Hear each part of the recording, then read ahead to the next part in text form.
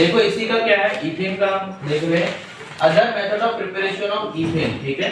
तो इथेन को हम किससे प्रिपेयर कर सकते हैं? पहला क्या है, ब्रोमो इथेन, यानी जिसको इथाइल ब्रोमाइड भी बोलते हैं। क्या बोलते हैं इसको? Ethyl bromide. तो देखो other method of preparation of ethane, ethane को हम दूसरी मेथड से किससे प्रिपेयर कर सकते हैं? एक तो हमने क्या लेबोरेटरी मेथड देख लिया, दूसरी मेथड क्या है, ब्रोमो इथेन से। ब्रोमो इथेन से क्या कर सकते हैं हम? ब्रोमो इथेन का ही नाम दूसरा क्या है, इथाइल ब्रोमाइड होता है, ठीक है। तो bromoethane are reduced by the nascent hydrogen at ordinary room temperature. तो हम क्या करेंगे, इसको रिड्यूस करेंगे किससे? नेसेंट हाइड्रोजन से। नेसेंट हाइड्रोजन का मतलब समझ में आता है? नेसेंट हाइड्रोजन का मतलब क्या होता है? सिर्फ सिंगल वन एटम, ठीक है। तो यहाँ पर देखोगे, तो यहाँ पर देखो ये क्या है हमारे पास, ब्रोमो इथेन है और साथ में नेसेंट हाइड्रोजन यूज कर रहे हैं, ठीक है। नेसेंट हाइड्रोजन का यूज करेंगे तो यहाँ पर देखो ये दोनों एक दूसरे से रिलेटेड, यहाँ पर रिएक्शन होगी तो रिएक्शन होने के बाद क्या मिलेगा हमें? इथेन मिलेगा और साथ में हमारे पास क्या है, हाइड्रोब्रोमाइड ये रिलीज हो जाएगा, HBr, ठीक है। तो यहाँ पर नेसेंट हाइड्रोजन हमें मिलेगी कहां से? डायरेक्टली नहीं मिलती है, तो ये मिलती कहां से है? Nascent hydrogen is produced by the action of zinc powder. किसके साथ? Action of zinc powder and dilute HCl। Dilute HCl और जिंक पाउडर की रिएक्शन कराएंगे तब जाकर के या तो फिर जिंक या फिर कॉपर कपल इन अल्कोहल, ठीक है। जिंक या कॉपर कपल का अल्कोहल में या तो जिंक पाउडर का डाइल्यूट HCl में, इससे हमें नेसेंट हाइड्रोजन मिलेगी और नेसेंट हाइड्रोजन का रिएक्शन हम ब्रोमो इथेन से कराएंगे तो हमें इथेन मिल जाएगा, ठीक है। दूसरी मेथड क्या है, ethane from alkyl halides.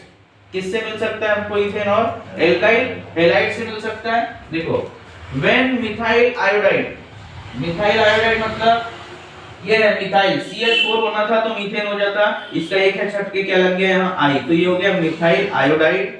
Reaction करेगा किसके साथ? सोडियम के साथ, ठीक है। तो methyl iodide or methyl bromide, इसकी जगह I की जगह Br भी हो सकता है। तो जितने भी हैलाइड का मतलब होता है हैलोजन ग्रुप, ग्रुप 17 के एलिमेंट। हैलाइड्स का मतलब क्या होता है?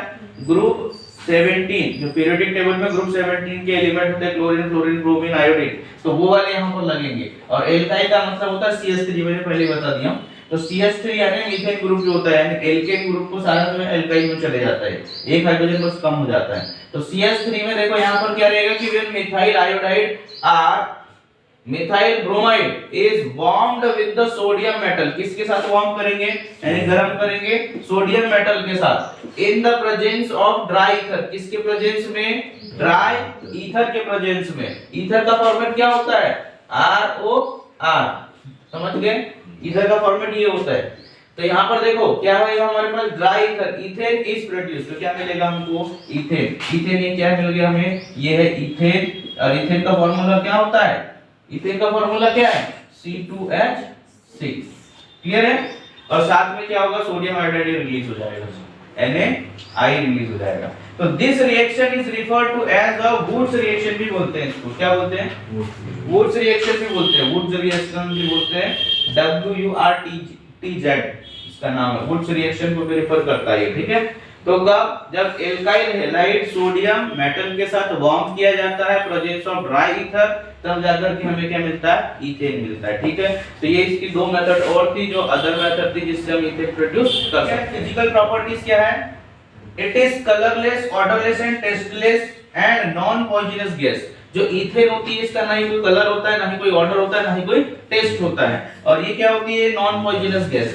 क्लियर है? बात समझ में आ गई? इसकी फिजिकल प्रॉपर्टीज अगर आएगा तो ये ध्यान रखना है।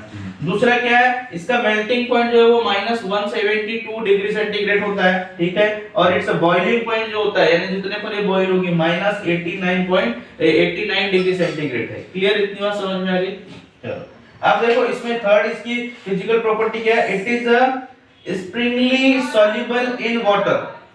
किसमें? Sparingly soluble in water but wholly soluble in organic solvents like the alcohol, acetone and ether। मतलब ये पानी में बहुत कम घुलेगी लेकिन ऑर्गेनिक सॉल्वेंट में कंप्लीटली डिसॉल्व हो जाएगी। समझ में आ गई बात? तो इसकी ये क्या थी? मेथड्स और फिजिकल प्रॉपर्टीज थी। क्लियर?